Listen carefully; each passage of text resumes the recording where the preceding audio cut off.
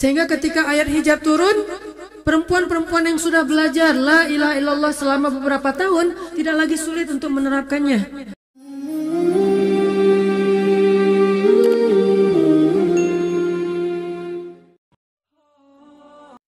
Jadi 13 tahun Nabi dan para sahabat belajar la ilaha illallah, baru setelah 13 tahun di Madinah muncul ayat-ayat syariat. Syariat umroh, syariat haji, syariat puasa, syariat tilawah, syariat hijab. Sehingga ketika ayat hijab turun, perempuan-perempuan yang sudah belajar la ilaha illallah selama beberapa tahun tidak lagi sulit untuk menerapkannya. Begitu ayat hijab turun dibacakan oleh Nabi di dalam masjid, semua sahabat-sahabat mendengar itu dengan sangat perhatian. Lalu mereka semuanya pamitan, ya Rasulullah kami ingin pulang. Ngapain pulang? Mau ngasih tahu ke istri-istri kami supaya berhijab. Emang kamu punya istri? Oh iya ya, enggak. Ada yang jomblo berharap punya istri, terus ngasih tahu ke siapa yang jomblo-jomblo? Itulah kasihannya ya. Enggak bisa ngasih tahu ke kakaknya, adiknya, apalah siapalah, mantannya mungkin. Pulang ngasih tahu ke istri-istri mereka, saudari-saudari mereka, putri-putri mereka. Dan perempuan yang mendengar ayat ini dibacakan langsung menutup kepala mereka dengan benda apapun yang ada di tangannya. Mau jemuran, mau baskom, mau apa, pokoknya pegang apa, tutup langsung. Hijab. Kenapa? Ini perintah Allah. Gak mungkin Allah memerintahkan kita sesuatu kecuali ada kebaikan di dalamnya. Itu aja pertimbangannya, la ilaha illallah. Bukan kenapa? Kan lebih nyaman gak pakai hijab, kan ini, kan itu. Enggak, satu aja alasannya. Alasan la ilaha illallah. Kalau ini perintah Allah, sami'na wa ata'na. Itu dampak dari la ilaha illallah. Dikasih perintah sesulit apapun, termasuk Zainab dengan Zaid bin Harisah. Pernah kan baca kisah Zainab di surat Al-Ahzab? Mungkin kapan-kapan kita bahas itu. Efek dari la ilaha illallah. Tiba-tiba Nabi datang kepada Zainab. Sebetulnya Zainab ini ada hati kepada Nabi Muhammad. Siapa sih yang gak ada hati untuk Rasulullah ya? Semua cewek juga pasti mengidam-idamkan pengen jadi istri Nabi. Karena otomatis istri Nabi itu adalah dijamin surga. Siapa yang gak pengen jadi istri Nabi? Di surga nanti punya rumah, satu rumah dengan Nabi. Kan keren banget. Kita bisa jadi tetangga Nabi aja di surga udah keren banget. Apalagi serumah dengan Nabi. Semua cewek juga pengen jadi istri Nabi, termasuk Zainab. Dan itu hal yang wajar. Pas Nabi datang ke rumah Zainab, Zainab udah kegeeran. Nabi bilang kepada keluarga Zainab, saya ingin melamar Zainab. Zainab udah bahagia. Untuk Zaid, untuk Zaid, bukan untuk Rasulullah. Zaid?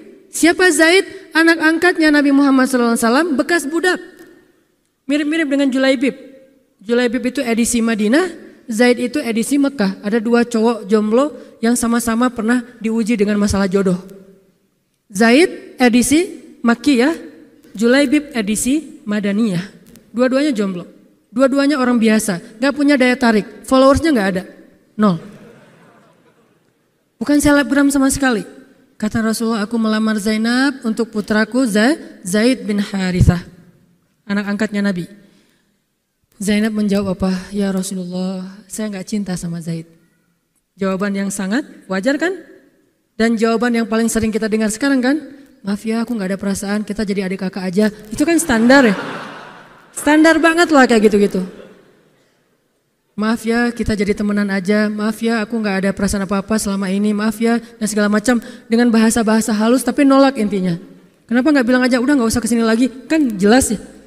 Ini dengan bahasa, ya Rasulullah, aku tidak cinta kepada Zaid. Karena cinta juga pertimbangan yang penting.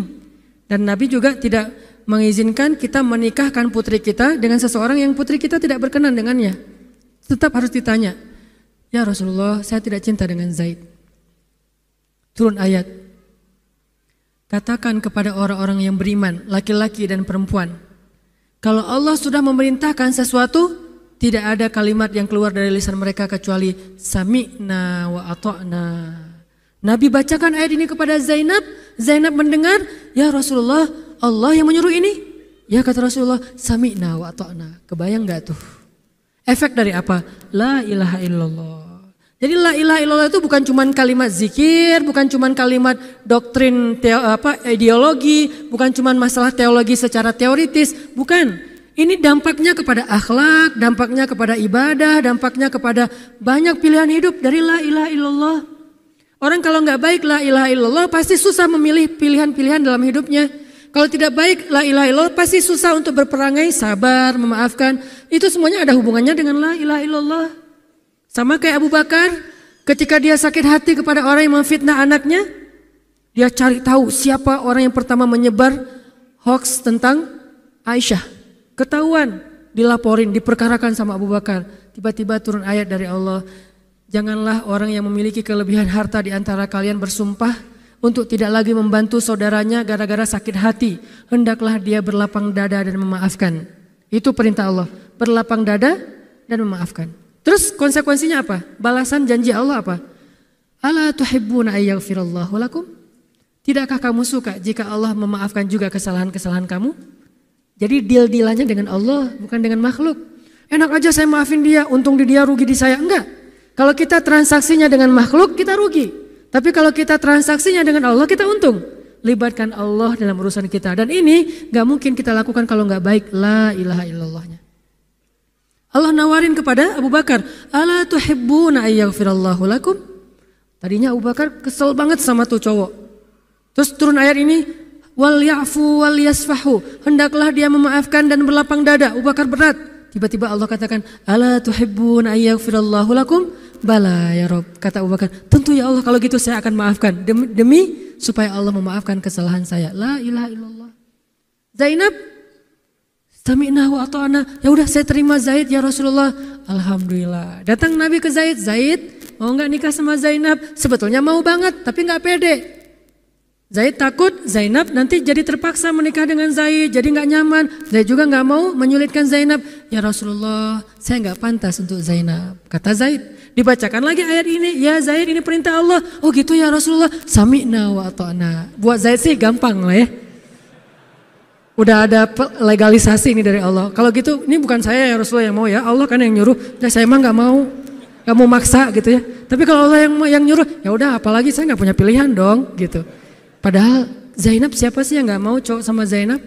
Nikahlah Zainab dengan Zaid dan yang menjadi semacam khutbah nikahnya adalah Rasulullah SAW. Kebayang nggak Zainab tuh punya hati ke Rasul, tapi Rasul yang mengkhutbahi nikah Zainab dengan orang yang Zainab nggak cintai.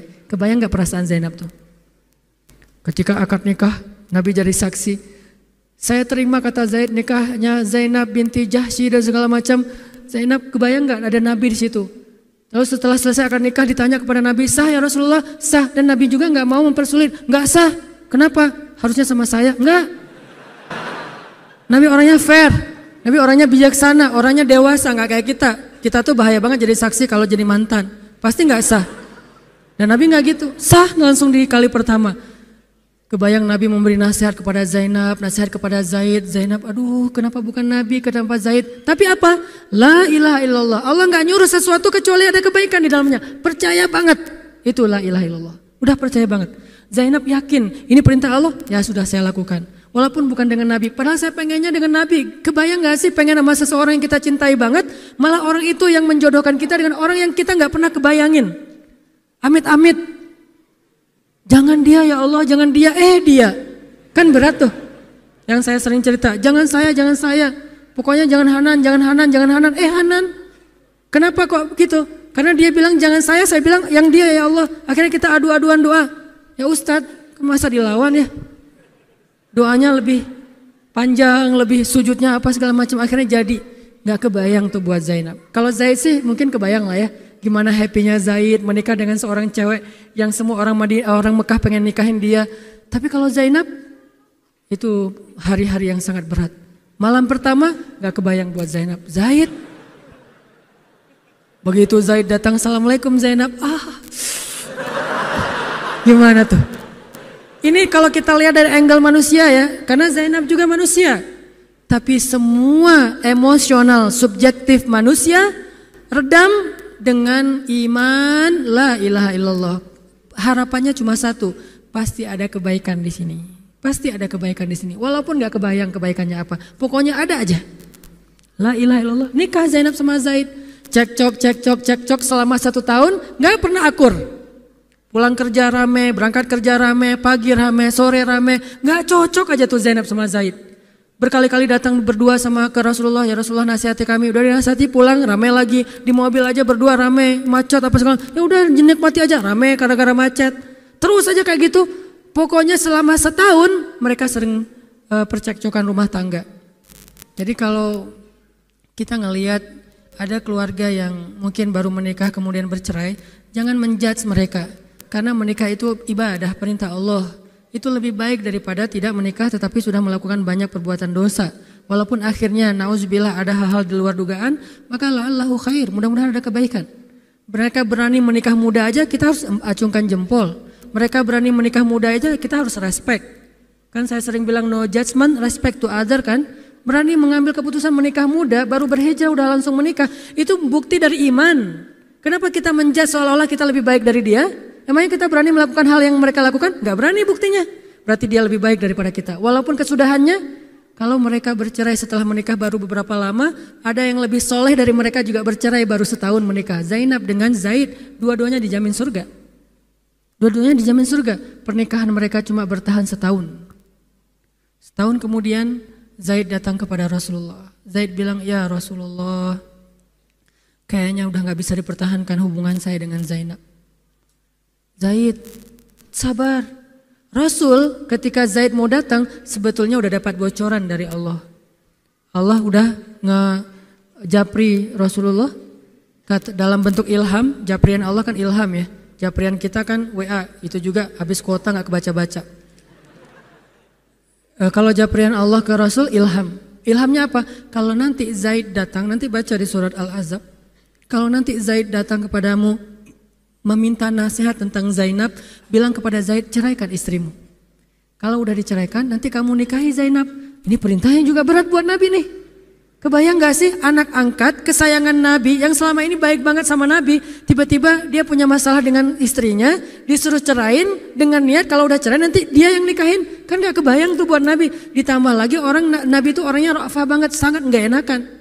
Kita aja gak tega kayak gitu. Emang ada yang tega kayak gitu? Gak tega kan? Zainab mantan kita sih. Sekarang cowok itu datang ke kita, suaminya Zainab. Ustadz, gimana nih Zainab, perlu saya pertahankan? Emang kalian dari awal udah gak cocok, cerai aja deh. Kenapa? Bentar lagi gue mau nikahin Zainab. Gak kebayang kan? Kok Ustadz ngomong kayak gitu? Dapat ilham. Berat kan? Nabi itu kayak gitu loh, kondisi emosional beliau yang zulzilu, terguncang. Gimana nih caranya? Saya nggak enak banget, nggak tega banget sama Zaid. Kebayang wajah Zaid polos gitu, ya Rasul gimana nih? Aduh, mau dibilangin ceraikan aja nggak tega, mau dibilang pertahan tapi Nabi bilang suruh cerai, Allah suruh ceraikan. Akhirnya Nabi memilih emosionalnya, bukan perintah Allah. Wahai Zaid, tahan istrimu, jangan ceraikan. Padahal kata Allah suruh ceraikan. Lihat beratnya Nabi waktu itu. Akhirnya Zaid pulang, gitu ya Rasul. Ya pulanglah Zaid, Nabi gak enak banget sama Allah. Terus akhirnya Zaid sampai ke rumah, namanya Allah yang nyuruh kan gak bisa dirubah ya. Kun fayakun, cerai juga tuh walaupun Nabi bilang sudah bertahan. Allah marah kepada Nabi. Kata Allah, kamu merasa gak enak kepada manusia, tapi kamu merasa enak kepada saya. Diadu oleh Allah tuh coba, emosional. Nabi langsung sujud, ya Allah ampuni saya benar-benar, saya tahu saya gak enak sama Allah, tapi juga saya gak tega sama Zaid. Kebayang gak sih ya Allah wajah Zaid yang polos kayak gitu, disuruh cerain terus saya nikahin istrinya, gimana perasaan Zaid? Wahai Muhammad, kamu merasa gak enak kepada manusia tapi enak kepada saya Muhammad. Astagfirullah ya Allah, minta ampun Nabi semalaman. Ini benar-benar gak kebayang sama Nabi. Tapi Allah pengertian lah, tahu Allah Nabi itu bukan mau gak taat sama Allah, cuma emang gak tega banget sama Zaid. Akhirnya Allah ngambil keputusan sendiri, Zaid cerai dengan Zainab.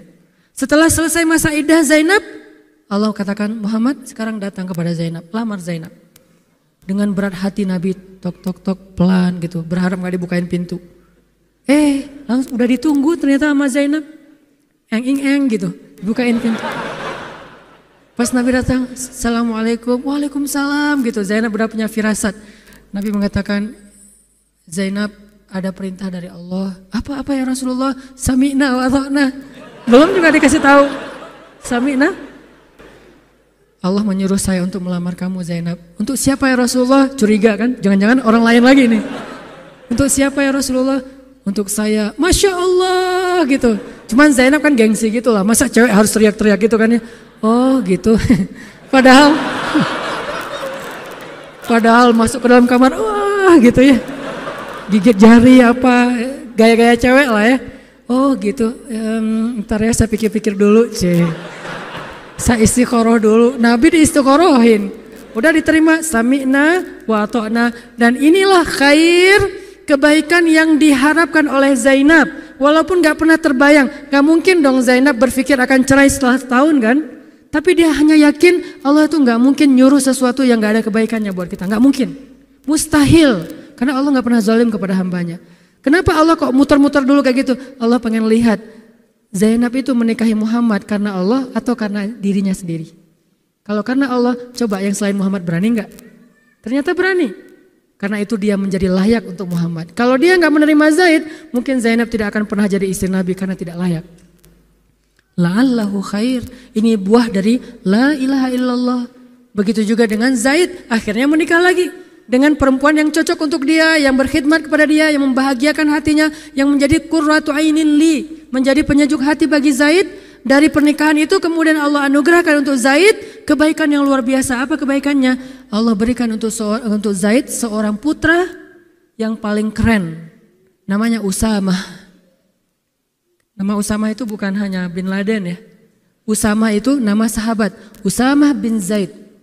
Itu adalah komandan militer termuda dalam sejarah Islam. 14 tahun sudah memimpin pasukan perang yang isinya para sahabat senior. 14 tahun.